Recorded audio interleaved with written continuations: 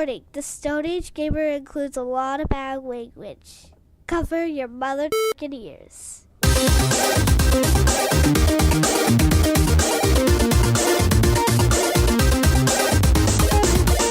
Good evening and welcome to episode 213 of the Stone Age Gamer podcast for the week of August 3rd, 2018. I am Kris Randazzo and joining me tonight is spiky-haired protagonist Dan Ryan. Man, I wish I had enough hair to be spiky-haired. I didn't say it was coming out of the top of your head. That's true, it is coming out the sides though. I'm gonna fucking start rocking that Hulk Hogan look. It's gonna be awesome.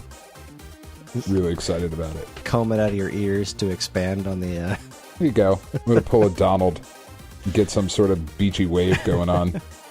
Yeah. Ugh. As Dan and I get ready for some vacation days, we've decided to talk about a couple of our favorite vacation games. But before we go any further, here's your weekly reminder that you can email us at mail@geekade.com. Just include the words Stone Age Gamer in the subject line, and you can let us know what you think of our show, what topics you would like us to discuss in the future, or just say hello, because we always want to hear from you, the listener. Hey, Dan. Hey, Kris. Infinity War came out today. It did. Digitally. Yeah. Not on the DVD or the Blu-ray. No digital versatile discs today, sir. No, none. And that's not for another couple of weeks. I'm totally going to buy this movie, though. Oh my god, I can't wait to watch it. I just watched it again this weekend, and I can't wait to buy it and watch it again. Yeah, I watched a bunch of it today, but I had a lot of work today that required me to concentrate on things, so Ew. I had to put my Infinity War and West Wing on hold. It's just, I mean, we're past, like, spoiler time now, right? Oh, definitely. Okay, well, I mean, you know. Well, yeah, spoiler alert, but...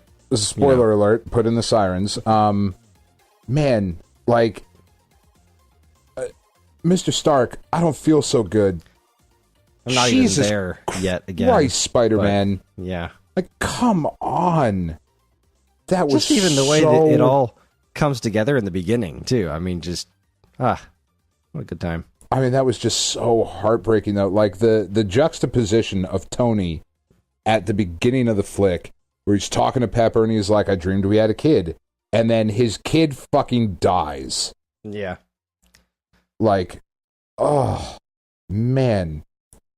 Just, and like, I think one of the funniest parts of that movie was seeing some of the reactions of like, oh my god, I can't believe they killed Black Panther and Spider-Man. And yeah. Like, no, they're going to come. First of all, it's comic books, so they're going to come back. We all know this isn't going to stick, but still, they showed it happening, you know. This wasn't one of those, like, you know, Superman wasn't actually dead this whole time. This was just like, no, they died. They're going to get resurrected. I mean, the Life Stone and the Infinity Stones exist, you know, but there's like, an out, but still.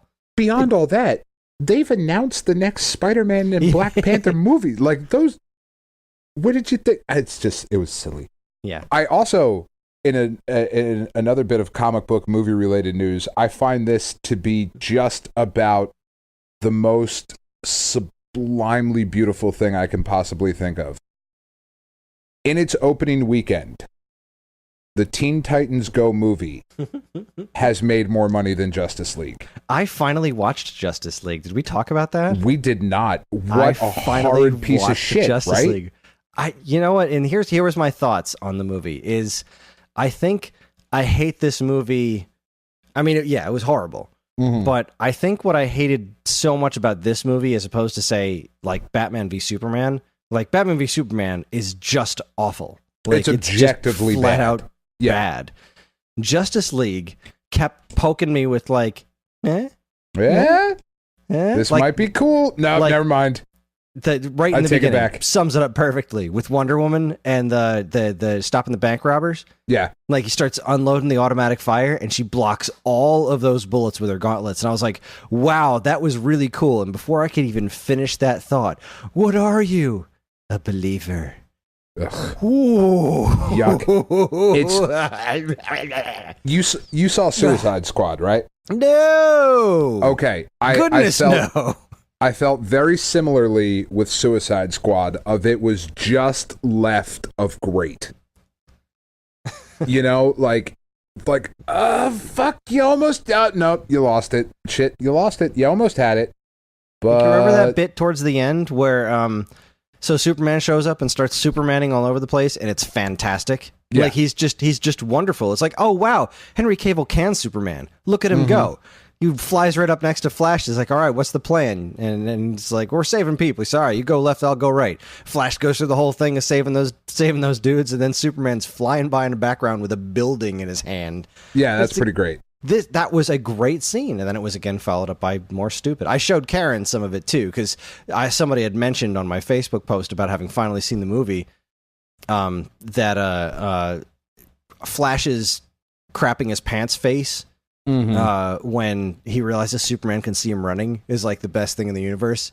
And he's not wrong. That his face is hysterical when he's like, they got everything slowed down to Flash time, and like you see Superman's eye move, and just Ezra Miller's face of him just like, oh no, oh no. It was a terrible unfortunately, movie. I think Flash was my least favorite part of it. Really, I mean, I don't think that he was Flash, but he was entertaining, and I really liked the visual effect of him moving, like the way they did the lightning and stuff. Just the way they made him move and depicted that movement, I thought was really, really nice. I don't know. It was a terrible movie, though. Oh yeah, it was a terrible movie. So bad. Cyborg was terrible. God. Just the look of him. It was the CGI was awful. All the CG in this movie was crap. I mean, it was like for a big budget flick. We did finally see. We're just going to talk about comic book movies tonight. Never mind, fuck it. Tiff and I finally saw Deadpool 2. I still haven't seen it, so don't spoil anything. Oh my god, dude! I know my wife went to go see it with my fucking mom, and I haven't seen it yet. I didn't. I said this to Tiff when we were watching it. I was like, I didn't know, and honestly, I didn't, what I wanted out of Deadpool 2. Like, I love the first one so much. It's such, like, Deadpool, and I'm going to say something, and this may sound ridiculous, but I think I'm going to stick with it. Deadpool is as close to a perfect movie. Not the best movie, not the greatest movie ever made, but a perfect superhero movie as, like, fucking Ghostbusters is close to being a perfect movie. Does that make sense? I believe that it does make sense. Okay. It is as good as a Deadpool movie could have possibly been. It is just, there's not, when I watch Deadpool, and I've seen that movie more times than I can, than is rational at this point. There's nothing where I'm like, like, there's not one part where I'm like, man, this could have been a little better. Yeah, like, it's damn near perfect. So I didn't know what I wanted out of Deadpool 2. And then I watched Deadpool 2 and said, that was what I wanted. That right there, that was it. They fucking nailed it. Yeah, I'm very excited to see it. Very, very excited to see it. So great. So great. Just X-Force, so great. I am convinced that I will love it. Without question. Without question. God damn it. What was it? Nick Cage played Superman in that Teen Titans Go movie. That's hilarious. Yeah, that's pretty great. And we didn't even see the Teen Titans Go movie yet because all of our money is going to our Disney trip. Yay. So did you play any games this week? Yes. Oh, all right. I played Puzzle and Dragons. Well, I did play Puzzle and Dragons, and Super Godfest starts tonight at midnight, and I have 180 stones saved up. And there's 6 stones a pull, so that's 30 pulls. I'm really excited about it.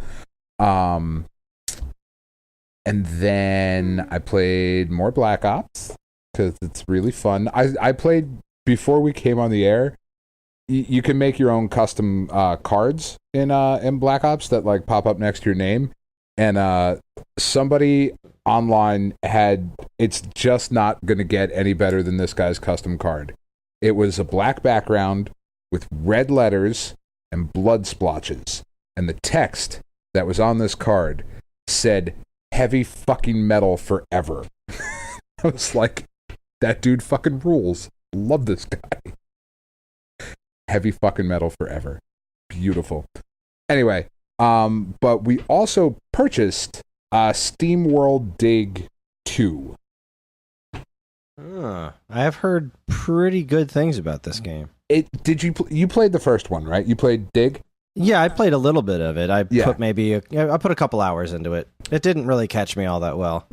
Which I know everyone who talks about the sequel is like, no, it's so much better than the first one. The first one's great, but this one's like, holy crap, amazing. And yeah, I would agree with that. It looked visually, it is much prettier to look at. Like, we bought it because Tiff is a huge fan of the first Steamworld Dig, and we finally just broke down over this weekend and picked it up, and it's just as charming and interesting and clever as the first one was, if not more so.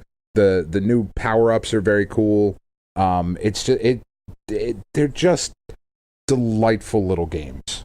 And just if you have not played Steamworld Dig or Steamworld Dig 2, like, really honestly, as soon as you are done listening to the podcast, go buy both of them. They are absolutely worth the money. You will get, 5-6 hours out of each. I would wager is about the total playtime if you want to see everything and do everything and upgrade all of your stuff and all of that. But they're just such charming, sweet little adventures, and I just really, really love them.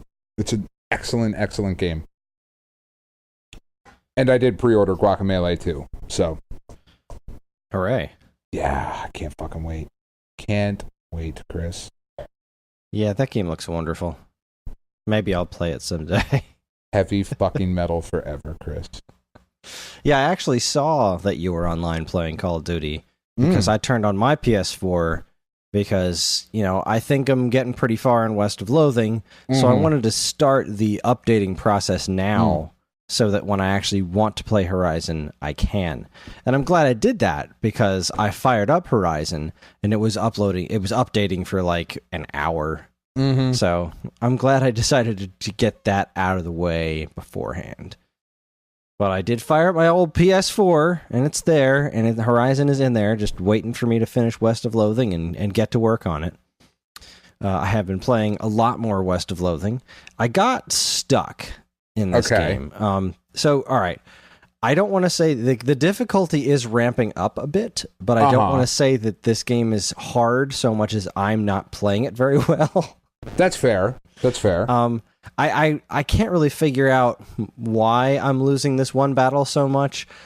So there was these jelly bean thieves, and I tracked them down. Naturally, those are absolutely the worst kind of thieves. They're the worst.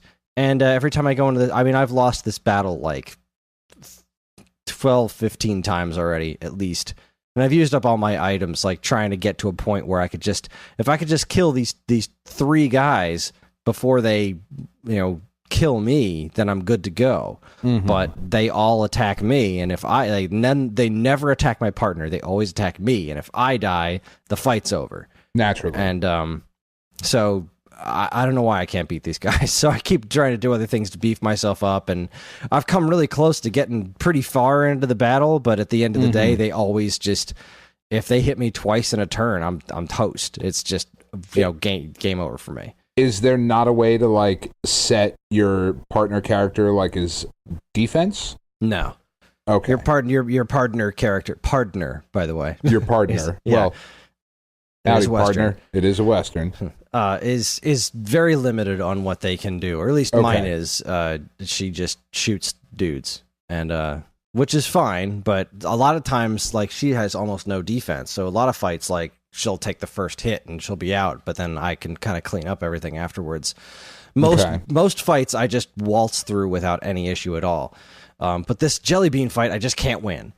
There was this other fight, though, that I stayed up way too late finishing, and it actually took me like a day and a half to finish. So I went into this graveyard, and I could see that there was a grave with a sword on it behind these skeletons that were popping out of the ground. Right. So I was like, well, I want that sword. So I started the battle, and then I died. And I was like, all right, I figured out how to I figured out how to win this battle immediately. I just know there must have been a smarter way than what I did. So there's 5 skeletons in the battle. 3 of them will just do regular melee attacks that do like 1 or 2 damage. But the other 2 will do this spell that ups everyone's stats by 3. All of everyone's stats by 3. Okay.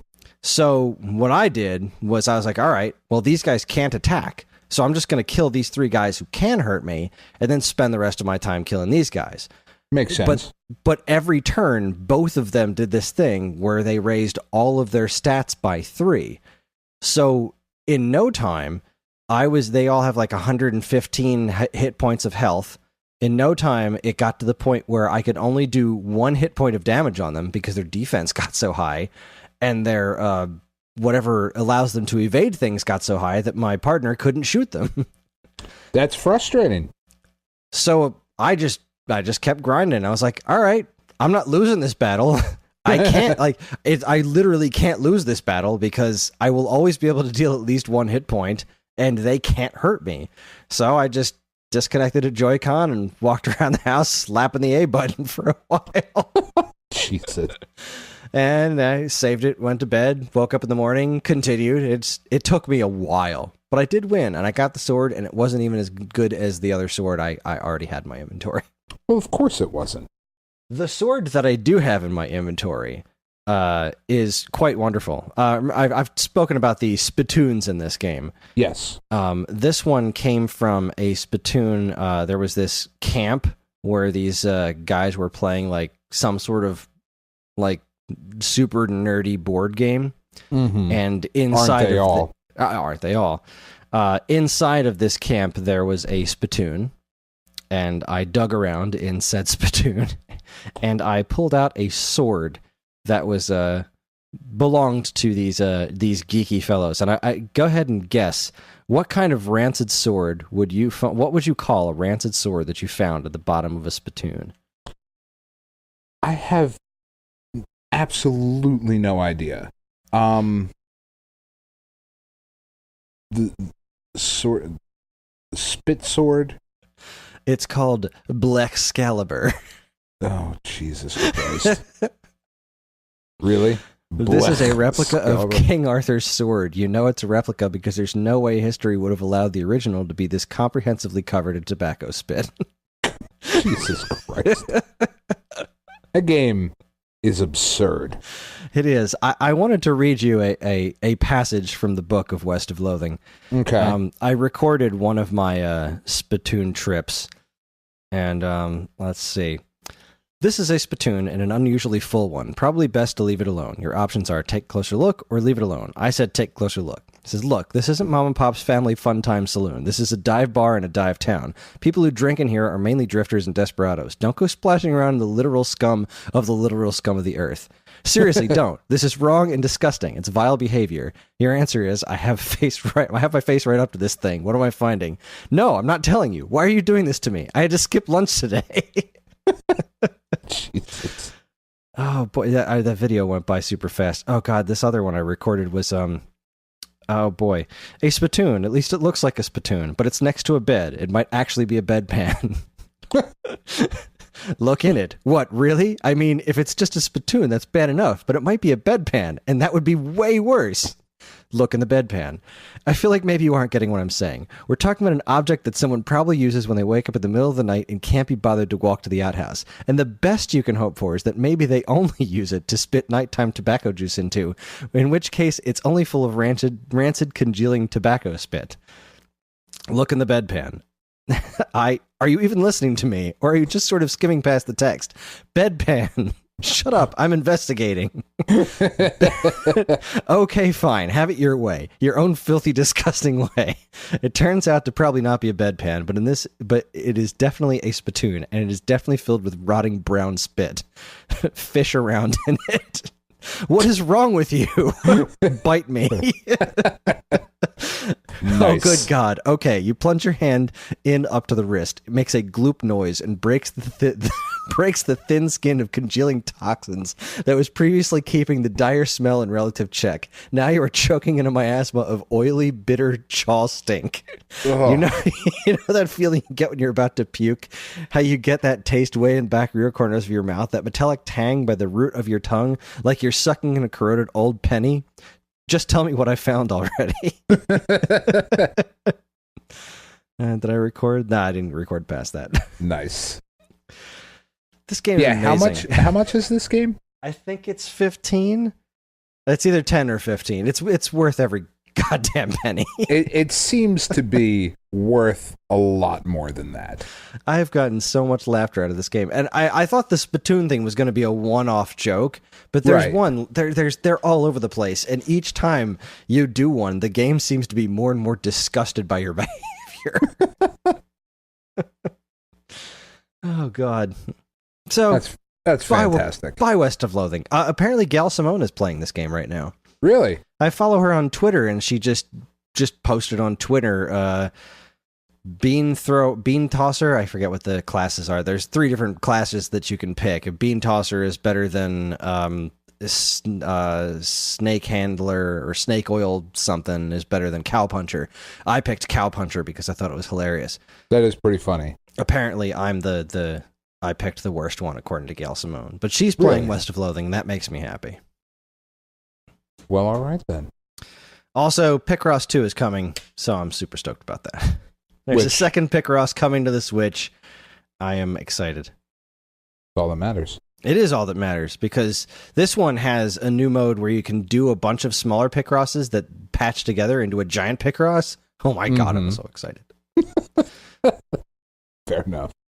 So Dan had this idea. So for the next 2 weeks, Dan's going to be on vacation, and then the following week, I'm going to be on vacation. So you're going to get episodes, but Dan and I aren't going to be on the same episode for a couple of weeks. Yeah, it's going to be weird. It is going to be weird, especially when Dan hosts and Dean is the guest star. Yeah, which is happening 6 months from now, but we like to plan ahead. We do. So we decided, well, Dan decided, and I agreed with him, that we should talk about games that we think are great games to play on vacation. I prepared for this. Dan did not, so I'm pretty excited to hear what he comes up with. How dare you? I just didn't write it down. I had a conversation with my wife on the way back from the store today. Well, Dan, talk to me about some games that you think are great for playing on vacation. Well, we'll take turns. It'll be fun. That will be fun. See, here was my my thought on this. Right, is that when you go on vacation, there's a couple of different types of vacations. Right, you have the type of vacation where there is no gaming that takes place once you arrive at your destination, and like if you go to like Yellowstone or like a national park kind of thing where you were just in the park and out and you're camping and you're doing all that sort of thing. Or if you go on a cruise, there's way too much to do, right? So those were out. The other types of vacations, though, 2 other types of vacations in my mind. One, the vacation that you drive or fly to, and you go and do a big crazy thing during the day, and then you go back in the evening and there's downtime, and then you get up the next morning. Like theme park vacations. You go to Disney, you're going to Islands of Adventure, you're going to Universal Studios, maybe Epcot, maybe Hollywood Studios, maybe Animal Kingdom, like there's SeaWorld. There's all of these different things to do, right? But there's downtime in the evening. And the other type of vacation is, we're going on vacation to Aunt Millie's cabin, and we're going to be surrounded by our family, who we hate, but the only thing we're going to be able to do is drink if we're old enough or the parents have gone to sleep, and play games, right? So this isn't necessarily going to be just video games. So the first thing that I wanted to mention, Kris, was something that I played when I was a kid going on vacation in car rides, and that was electronic football. The handheld. Do you remember electronic football?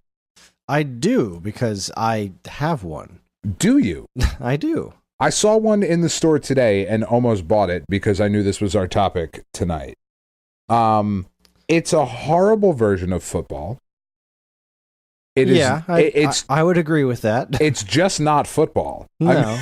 I mean, when you come down to it, it's just not. But for those of you unaware of what electronic football is, it is a white rectangle that has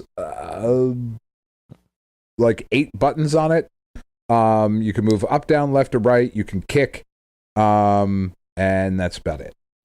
It was in wasn't there a repurposed version of it in Guardians of the Galaxy? Yes. Yeah.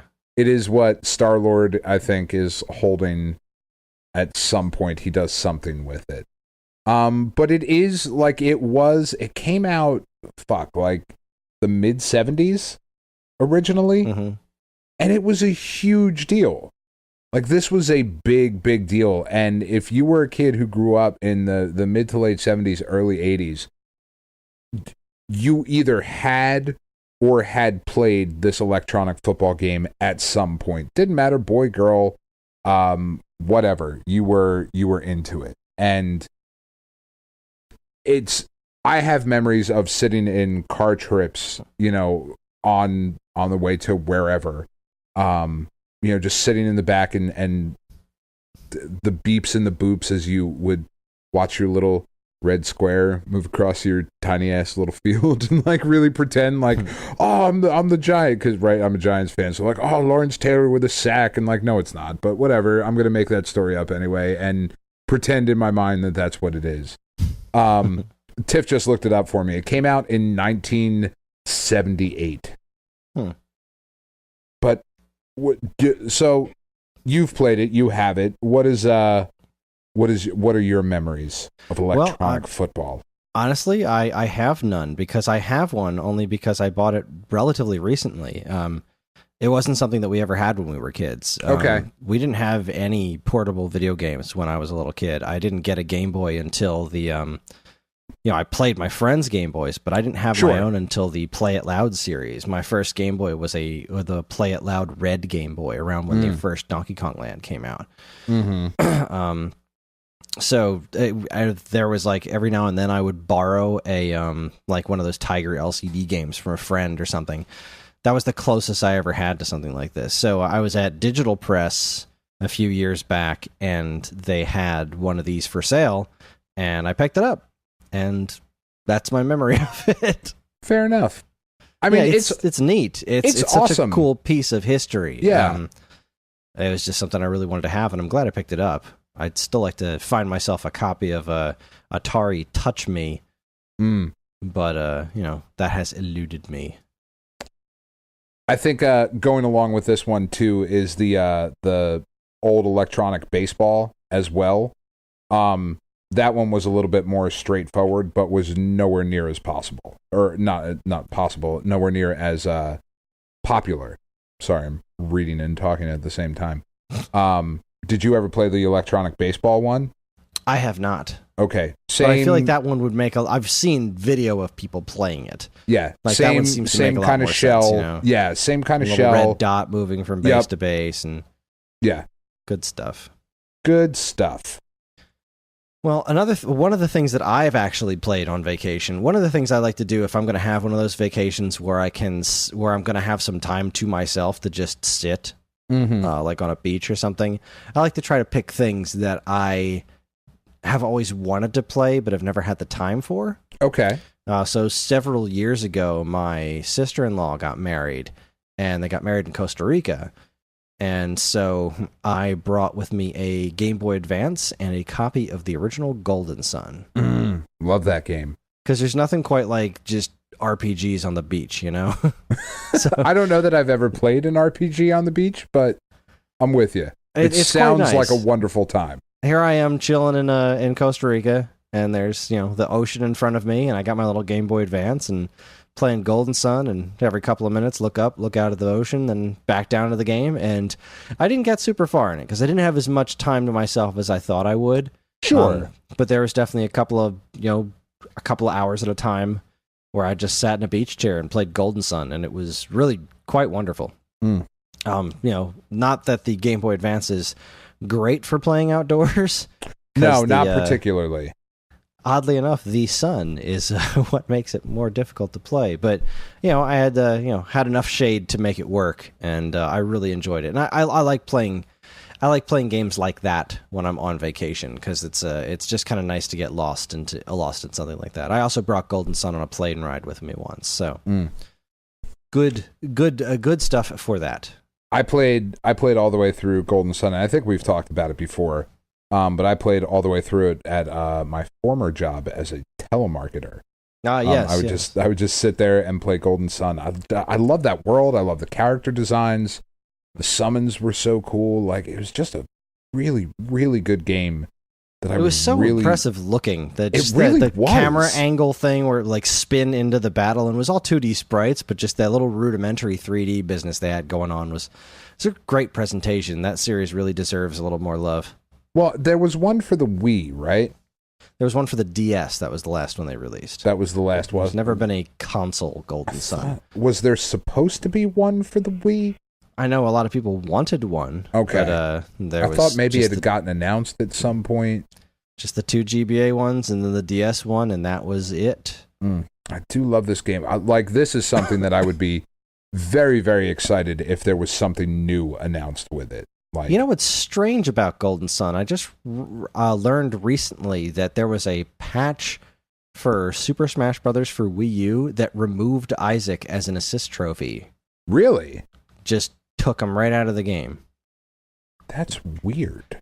Isn't it? Like, the only reason I could see something like that happening would be if they were planning on adding him as a playable character. Like, why else would they remove him as an assist trophy? Well, isn't Camelot, aren't they owned by Nintendo? I don't think they are.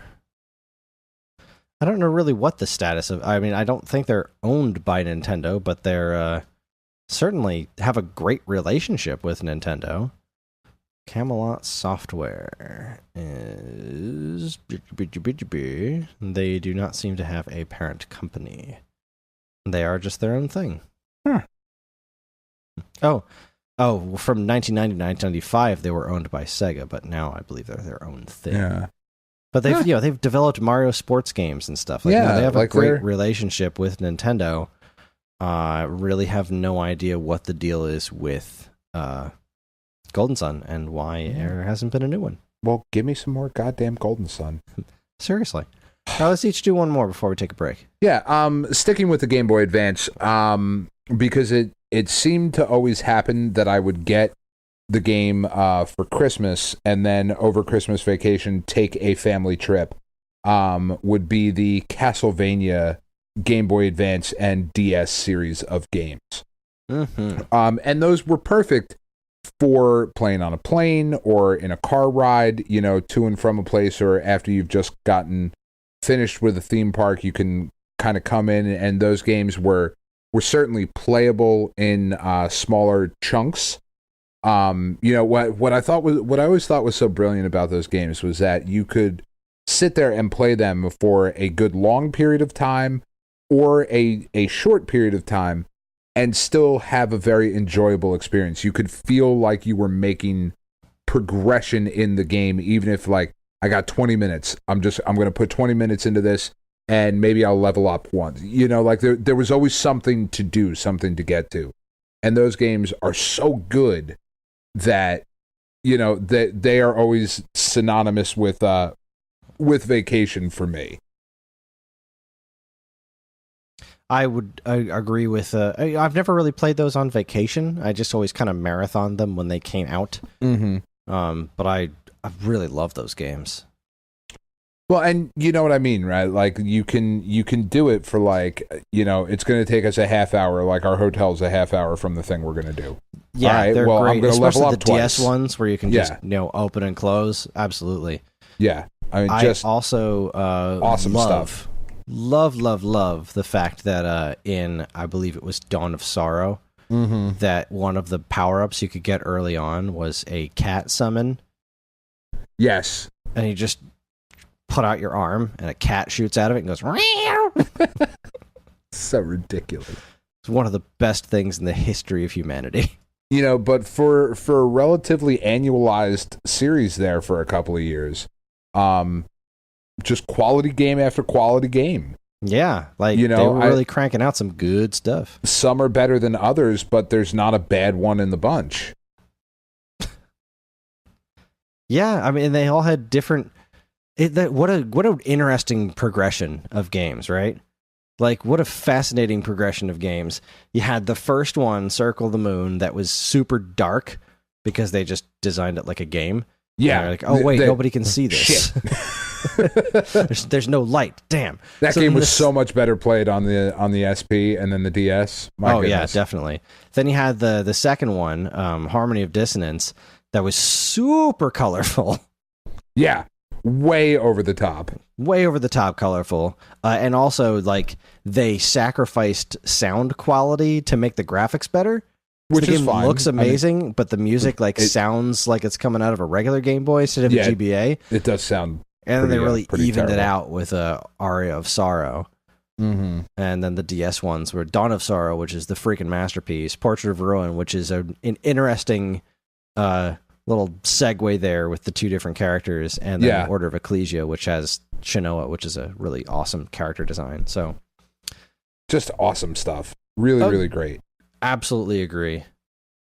This is another one that I've actually played on vacation. It's kind of one of my go-to vacation situations, which specifically is Mega Man 3. It's one of my favorite games of all time. One of the things I like to do if I'm on a vacation situation, I just want to unwind, is maybe not focus on something I've never played before and look for a new experience, but just relax to something I know inside and out and just blow through it. And that's something me with comfortable. Mega Man 3. Exactly. Yeah. I can just annihilate Mega Man 3 because I know it so well, and it's one of my all-time favorites. And so I would also kind of nominate the Mega Man Legacy collections as great vacation games because you got a bunch of Mega Mans, you got a little bit of time, beat one. You got a ton of time, beat all 6 or 10 or however many Legacy collections you want to bring. But Mega Man 3, and particularly any old school game that you just know really well, just kind of chill, relax, and have fun with it. And that's Mega Man 3 for me. Well, and that's kind of, the point of this is that the most popular games in the world right now, not really games that lend themselves to casual play, right? Like you can't be a casual Fortnite player. No, I tried. It doesn't work. Yeah, you have to invest. And that doesn't really work in a vacation type setting. So, I think you're spot on with something like this is like an old pair of gloves. I slip this on and I know I can beat it. I know it's just a way to relax and calm down after, because look, we're adults, we have children, it's frustrating to take kids on vacation a lot of times, and it's I just want to stop yelling at people for a little bit, so I'm going to sit here and I'm going to veg out on this, and that's going to be my day, and that's going to be okay, or else I'm going to murder somebody. So I'm going to play this game for a couple hours, and it's going to do what I tell it to do. Yeah, which never happens in my life now. So, wonderful. I love it. Wonderful. All right, well, let's take ourselves a quick break. When we come back, we're going to keep talking about games we like to play on vacation. You're listening to the Stone Age Gamer podcast from Geekade.com, so stick around.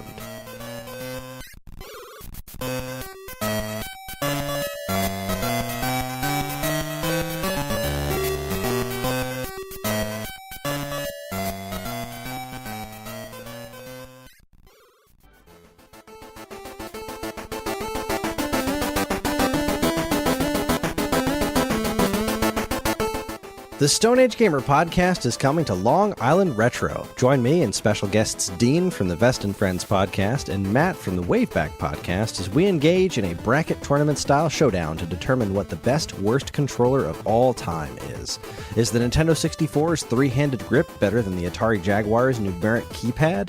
Does the Philips CDI wand work better than the non-centering joysticks of the Atari 5200? Find out at Long Island Retro on Saturday, August 11th at 4 p.m. in Panel Room 2, right after the Square Painter and Tiny Ninja panel, which will also undoubtedly be a good time. See you there!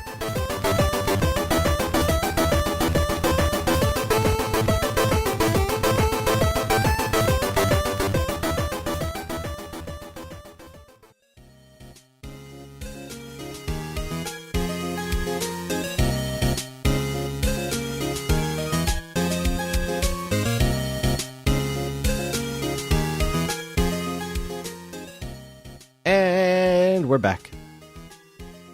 How you been, Dan? Fantastic, Kris.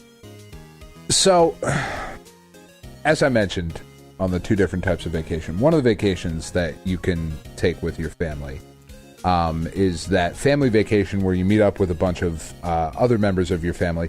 Maybe some you know well, maybe some you don't know very well.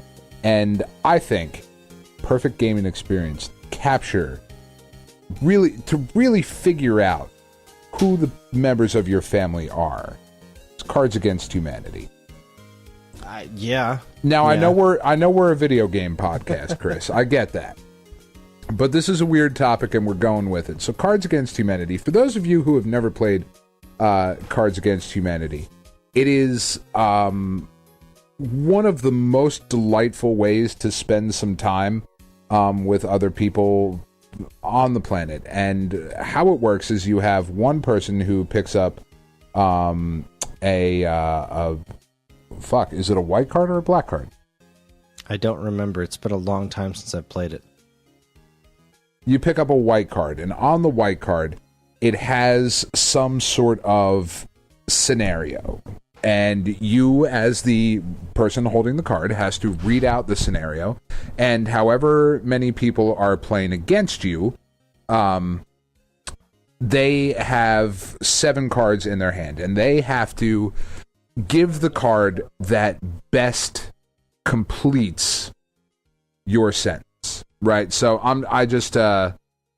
sorry, it's a black card. I'm picking up out of my box right now.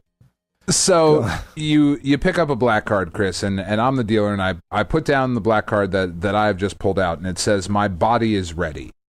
Okay? Blank, my body is ready. And the object of the game is to put down the funniest way to complete that card. So, just as an example, just random things that I just picked up out of the expansion pack that I have here. Battle-tested period panties. My body is ready. That's fucking funny. Agreed.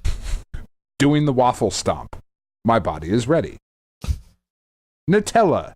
My body is ready. I would probably pick that one. That's really funny. Yeah, that's pretty good. Sitting alone in the dark, listening to Drake. My body is ready. Or, and one of my very, very favorite cards that I've ever gotten in Cards Against Humanity, and is something you have to imagine like your Uncle Mitch that you only see every now and again, having a card in his hand and playing it at a time, and you have to read out Daniel Radcliffe's delicious asshole. My body is ready. And you're like, fuck, Uncle Mitch, that's savage. That's ridiculous. You win. Right? And whoever gets the most black cards win. It's a ridiculous game. It's filthy. It is absurd. It's nonsense. And it's just wonderful. If you want to go the family-friendly route, you can always go apples to apples. Sure, like play apples to apples when the kids are awake, and then when the kids go to bed, you pull out, Cards Against Humanity, and it's just a wonderful way to spend time with friends or family. When my friends and I decided it was a good idea to drive to the Arctic Ocean from New Jersey... Not a great idea, I gotta be honest with you. Oh no, it was the best idea. It was the greatest idea. Alaska is awesome. We didn't bring Cards Against Humanity, so we stopped at a CVS and bought a bunch of index cards and just made one.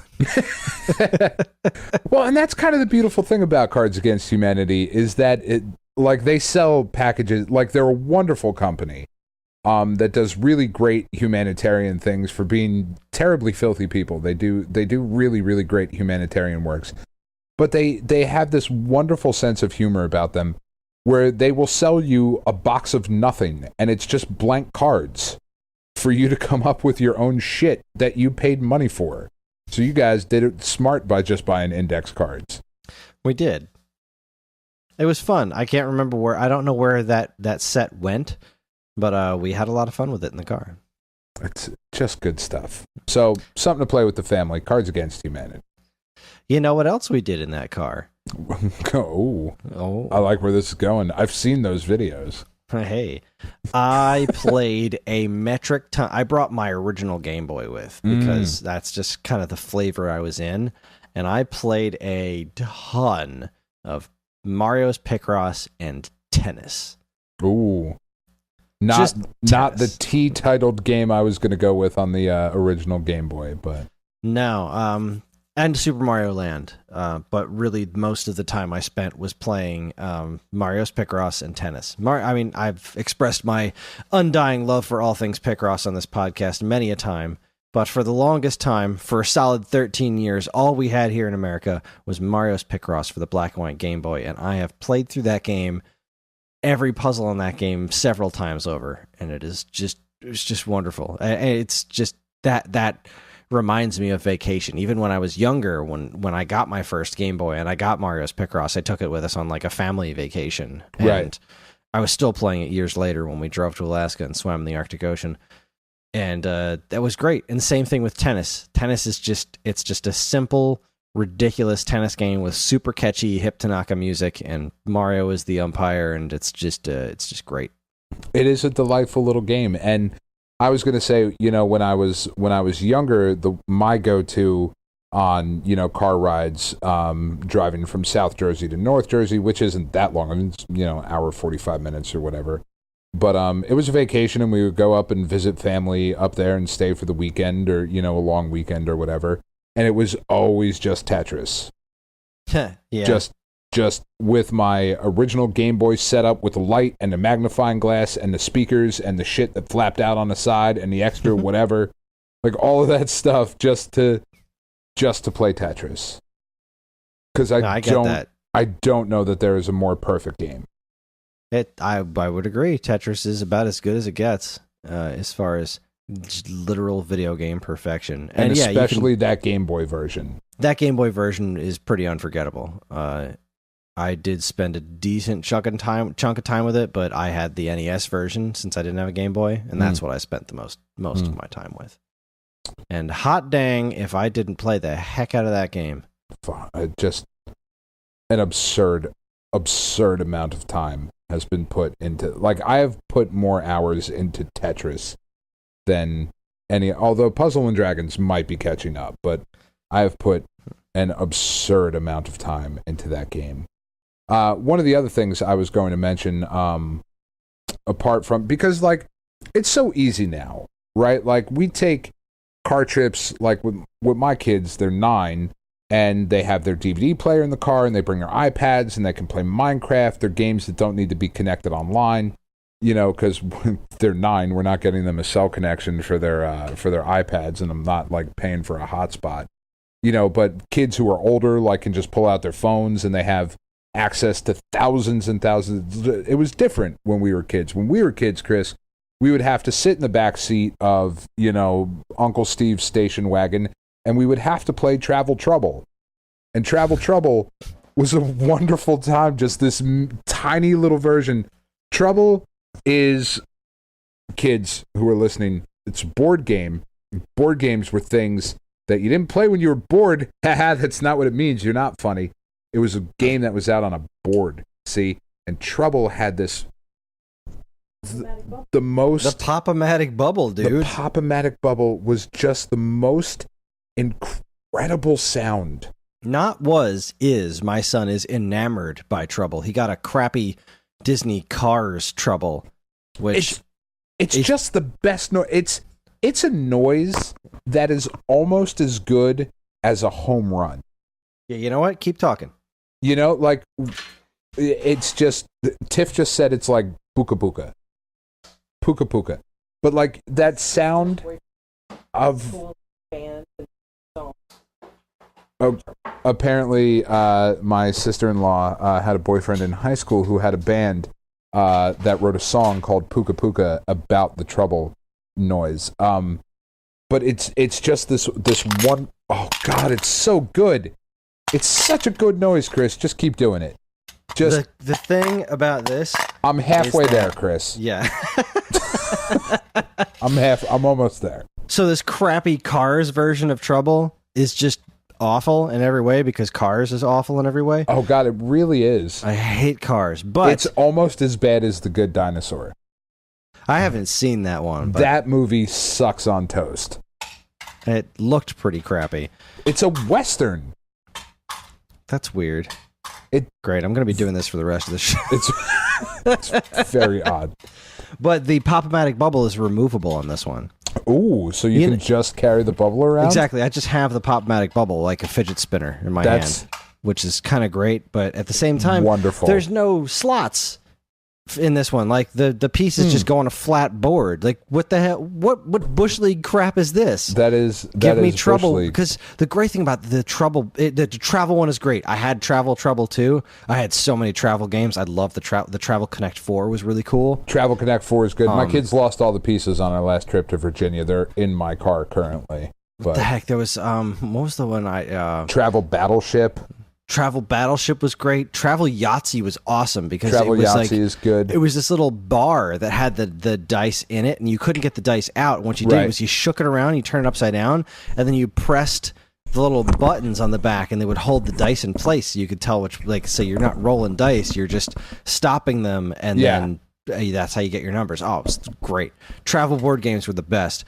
But speaking of Trouble, even regular size Trouble, it comes in a big, thick plastic board. Like most board games, like Monopoly or whatever, you take them out, or Sorry, you take out this flat board and you put a bunch of pieces on it. Trouble is like this honking hunk of plastic with a giant Pop-O-Matic bubble in the middle and all these little slots. So like there's no cheating in Trouble. No. There's no figuring out like, oh no, I only went 4.5 spaces, or you nudge the board and your pieces move. No, there's individual slots for every place you can be. Trouble is the best. Trouble is the best. And you could just hours in the car just playing Trouble and popping around that board. God, I love that game. Oh my God, Travel Trouble was so good. I wish I knew what the hell happened to my Travel Trouble. Right, because like I think I had Travel Sorry too. Didn't was there a Travel Sorry? I'm sure there was. There's a Travel Clue, and like Clue is not a travel game. Clue is a game. Clue is one of the games that you play when you get to your destination, and they're like, well, there's some board games, you know, and you look through and you just saw it. I just found a picture of the Travel Trouble I had when I was a kid, because there's a slightly redesigned one for modern times. No, that's the one that I had. Oh my God, I love those little pegs. I wanted to eat them. It's just right. They look delicious. And that's what I'm talking about. You know, when you think of vacation, Travel Trouble, man. Yeah. Like, well, that's right. Yeah, I did have Travel Sorry. No, I didn't have Travel Sorry. This looks completely unfamiliar to me. This looks crazy. Have you seen Travel Sorry? No. It's nuts. It all folds up, and wow, that's bananas. Way to go, guys. Damn it, Google, stop auto-completing Travel Trouble to Travel Troubleshooter and other shit. Oh my God, it did the same thing to me. Fucking stupid Google. How very dare you. Ugh. But yeah, indeed. Like, yeah. Yeah. God damn it, I love that game. Pop-O-Matic bubble. Good job, Chris. Do I win the podcast? You do. It's not going to get any better than this. It's really take this thing to work with me tomorrow. All right. Well, why don't we do? You got a couple more? Any more? I do. I had a couple more things. One of the things that's great to play on vacations. This was another thing that I played through on a vacation. Was the first Phoenix Wright. I think Phoenix Wright games are perfect for vacations because they're just like little books, you know, little interactive books with silly animations, and they're just wonderful.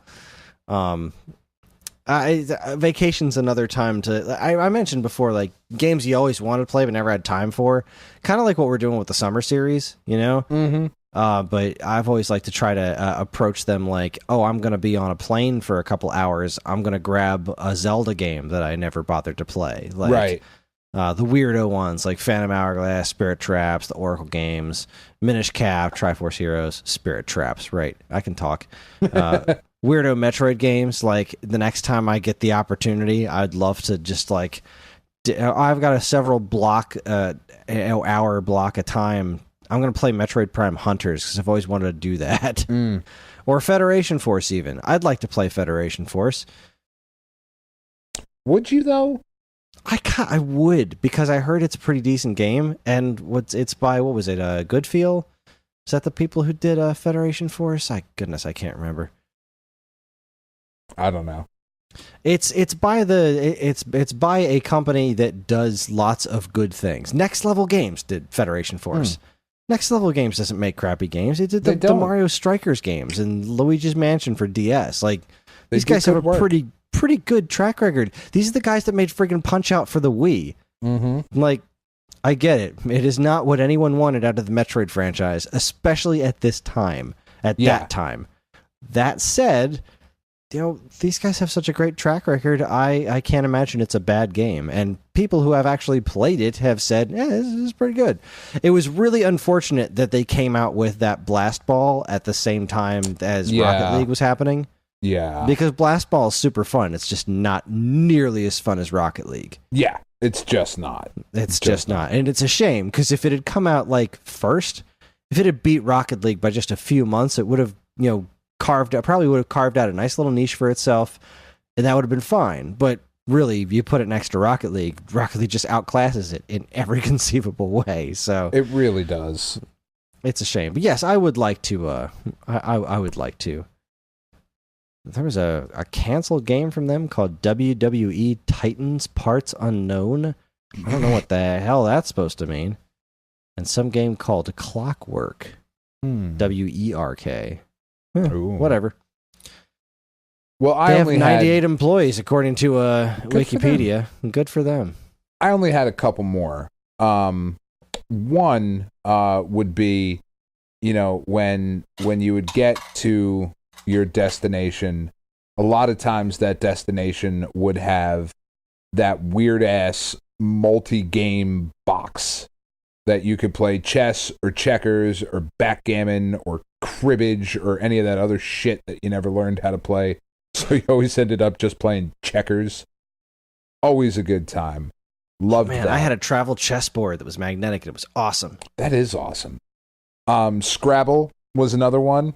Yeah, Scrabble's a winner. We are really dipping back into the Stone Age as far as Stone Age gamer is concerned.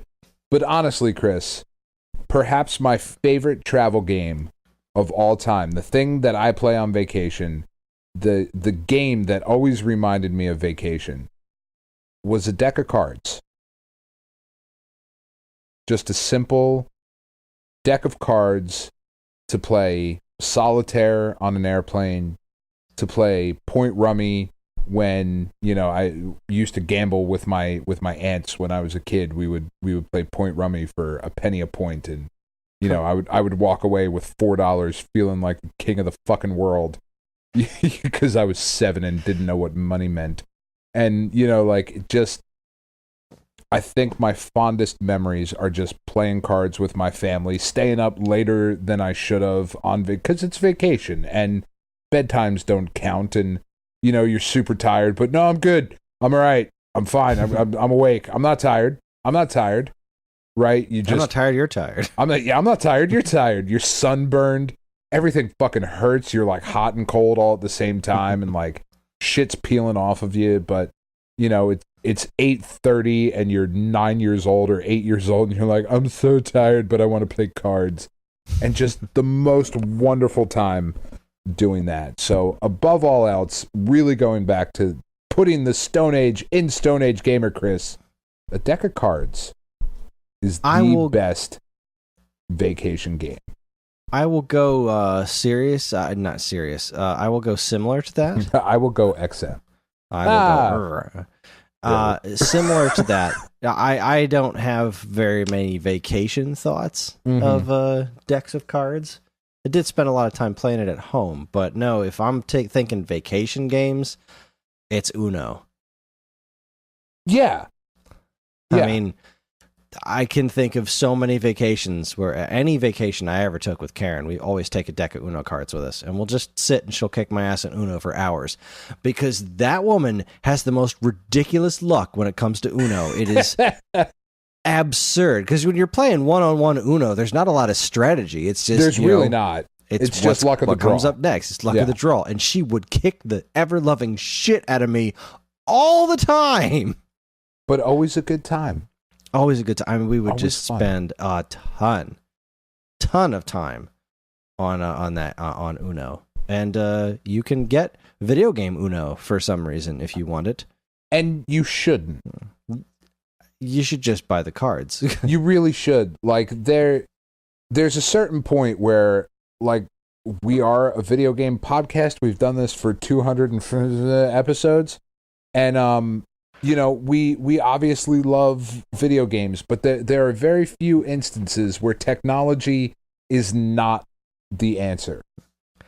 I did have a ton of fun with Uno on Xbox 360 because I would play online with strangers. So That's I just have this that's different. That's Just different. Grabbing Uno on like the Switch, breaking off a Joy-Con and playing with someone right next to you. That's stupid. That like I went this past weekend, Chris. This past Friday night, I went to see Billy Joel in concert. Like a lifelong dream achieved, seeing Billy Joel, who was fantastic. At 69 years old, that man can go harder than I can now. And I am not 69. I don't know if you know that about me. But, I mean, just put on a wonderful show. But sold out stadium and tons of people in the section that I was sitting in were all videotaping it on their phone. We're all recording it on their phone. That's how old I am. I say fucking videotaping. We're all recording this shit on their phone. It's like, what? You're not going to fucking watch it, first of all. You're not going to show it to your friends because they're not going to be at the sound quality of recording a live concert in a stadium on your phone is garbage. Plus, you have all the drunk people in your section singing along to Moving Out, right? Like, enjoy the experience that's in front of you. Sometimes, Chris, you got to put the fucking screen down.